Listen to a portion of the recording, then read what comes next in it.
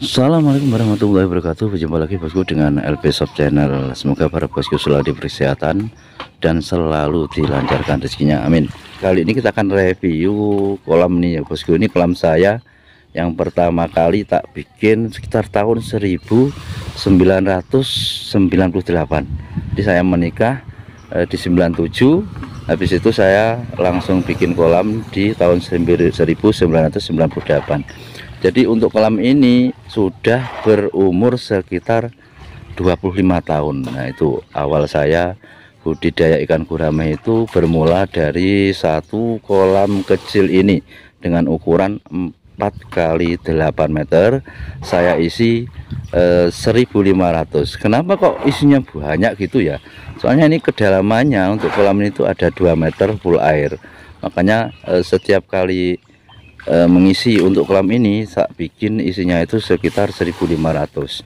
Tapi alhamdulillah ini kolam termasuk kolam paling lama saya. Kolam saya baru belajar, dari sini saya belajar banyak tentang budidaya ikan gurame, dan ini termasuk kolam yang paling hoki bosku. Kolam seadanya, tapi hasilnya tuh setahu saya selama saya bikin atau budidaya ikan gurame, ini salah satu kolam yang paling hoki, hasilnya selalu memuaskan. Padahal kalau yang lainnya itu sering kena masalah, ada masalah, tetapi kalau yang untuk kolam ini alhamdulillah selalu bagus. Mudah-mudahan itu bisa berlanjut terus lah. Terus kemarin ini sambil menjawab pertanyaan dari salah satu bosku yang mungkin belum begitu banyak tahu di budidaya ikan, baik itu di ikan gurame maupun di ikan lainnya. Kalau bagi teman-teman yang sudah senior, yang jelas untuk keterangan ini banyak yang tahu. Tanyanya itu gini, saya kan sering itu kalau bikin konten itu saya jelaskan referensi, kalau bikin konten rekomendasi bisa lebih banyak ke atasnya daripada ke bawahnya. Maksudnya itu dari permukaan tanah itu kalau bisa lebih banyak. Kalau seperti ini kan kolam bawah bosku. Jadi dari permukaan tanah itu lebih banyak ke bawahnya. Makanya kalau untuk kita membersihkan ya seperti ini ya, akhirnya sulit, harus pakai diesel, harus pakai tenaga yang lain lagi karena tidak bisa bersih seperti kolam. Kalau kolam di atas itu referensinya seperti itu. Makanya karena ini dulu awal-awal kita bikin kolam, ya yang penting jadi gitu aja. Untuk habis itu untuk kolam-kolam yang baru, kolam-kolam yang lainnya kita bikinnya itu rata-rata kan di atas. Kita bikin kolam terpal itu tetap kita model banyak ke atasnya, yang tujuannya seperti itu. Jadi kalau kita budidaya ikan gurame itu memang harus belajar sedikit demi sedikit, tidak bisa langsung semuanya itu bisa berhasil tanpa melalui proses, tanpa melalui cobaan. Apalagi kalau seperti sekarang ini, harga ikan gurame itu untuk wilayah Nganjuk sendiri tidak pernah harganya itu bersahabat. Harganya di bawah minus, di bawah standar terus ya. Ini kalau ada orang-orang baru ini ya, saya yakin pasti banyak yang berhenti kalau orang-orang baru. Tapi kalau orang-orang lama, pemain lama ini tetap bertahan. Beda dengan yang baru-baru itu, kalau berangkatnya cuman ikut-ikutan di saat ikan mahal baru mulai, itu yang jelas ya kena masalah seperti ini akan berhenti. Ini untuk sharing saja. Kemarin kan juga banyak yang bertanya, kolam Pak D itu isinya ada berapa ribu ekor semua, itu yang sering teman-teman tanyakan seperti itu. Yang jelas kalau untuk kolam saya itu kalau full semua dengan yang di sawah itu sekitar 25.000 ekoran lah. Tapi dari semua itu berangkatnya yang jelas saya belajar dari satu kolam kecil ini kapasitas 1.500. Jadi untuk umur kolam ini kalau dihitung sekarang 2024 berarti sudah 25 tahun lebih. Ini karena konstruksinya memang kita buat kolam awal belajar itu pakai langsung kolam cor, kolam beton. Alhamdulillah sampai selama ini ya masih lumayan lah, masih bisa dipakai.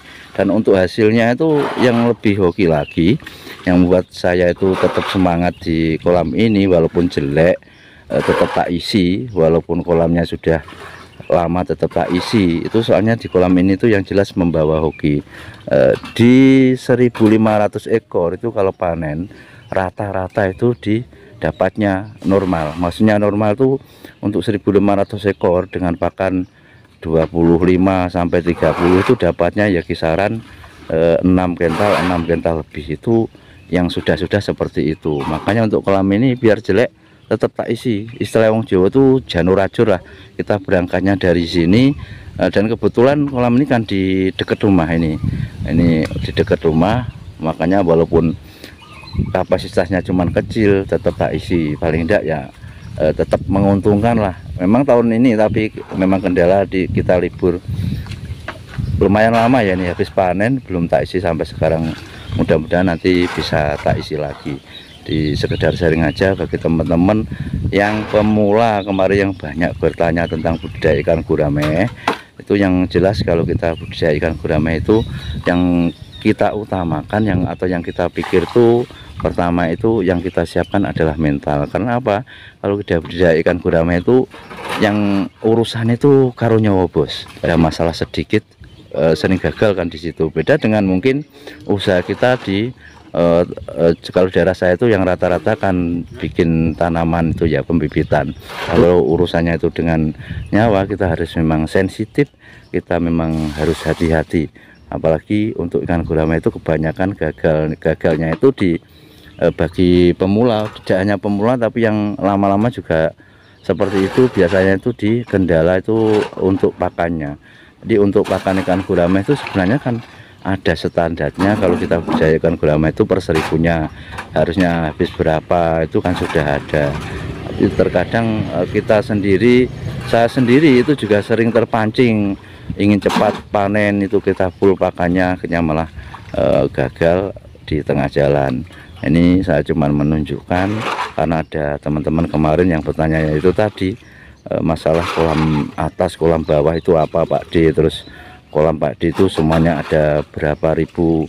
Ini sudah tak jelaskan di sini, sekedar sharing sambil saya tunjukkan pengalaman saya sendiri. Ini di awal-awal kalau saya bikin kolam dan kolamnya itu di bawah, ternyata sulitnya seperti ini kalau kita mau membersihkan karena sudah terlanjur gitu loh. Makanya bagi teman-teman yang baru mengawali atau baru membuat kolam, untuk konstruksi itu dipikirkan dulu. Kalau kita bikin kolam itu hukumnya gini loh bos, mencari air dan membuat air itu lebih mudah mencari airnya. Itu kalau di daerah saya, mungkin nanti beda lagi, mungkin di daerah abang-abang itu beda prinsipnya, ya beda prinsip. Kalau di daerah saya seperti itu, tapi rata-rata 90% itu seperti itu. Maksudnya mencari air lebih mudah itu gimana tau? Kalau di daerah saya seperti ini, umpamanya di setiap tempat itu kan ini kita rata-rata pakai bur ya. Untuk sumurnya seperti ini, kita ngebur, nanti diambil dengan pompa air itu sudah dapat airnya kalau di daerah saya. Jadi setiap tempat di model seperti itu kalau kita mau mencari air sudah dapat. Tapi kalau untuk membuangnya, kenapa konstruksi itu harus dipikir ya seperti ini. Kalau sudah di bawah seperti ini, kita sulit mau membuang kemana. Maksudnya itu lebih sulit lagi. Kita harus pakai diesel, harus pakai alat lain. Padahal kalau ini dulu konstruksinya tak pikir dengan matang, ini untuk pembuangannya jelas enak. Sebelahnya ini sudah sungai ya, di sebelah sini sudah sungai, terus di sebelahnya sana itu juga tempatnya itu agak rendah gitu. Makanya untuk teman-teman yang mau membuat kolam, untuk konstruksinya itu sekali lagi saya wanti-wanti, mending untuk persiapannya itu dibikin kolam tuh lebih banyak ke atasnya daripada ke bawahnya. Tujuannya seperti itu.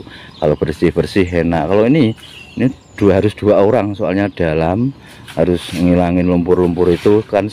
Sehabis panen itu tetap ada seperti ini, kegiatan seperti ini. Jadi untuk kotoran ikan, untuk istilah kotoran-kotorannya itu kan menumpuk penuh, nanti harus bersih kalau mau diisi lagi. Sekaligus menjelaskan ke teman-teman tata caranya kalau kita itu habis panen seperti apa perlakuannya. Ya ini nanti yang bagus tuh habis ini untuk kolamnya tuh bisa dilabur dengan gamping tuh. Kalau memang kolamnya tuh kelihatannya tidak steril, lah kolamnya sudah bersih ya enggak apa-apa, langsung diisi air.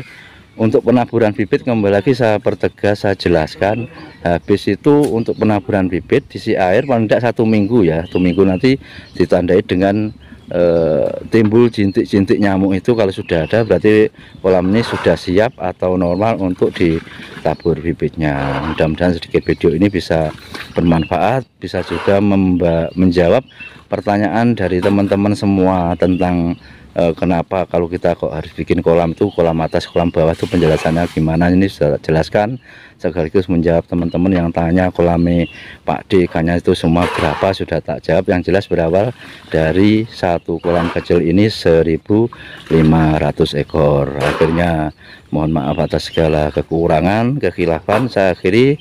Assalamualaikum warahmatullahi wabarakatuh.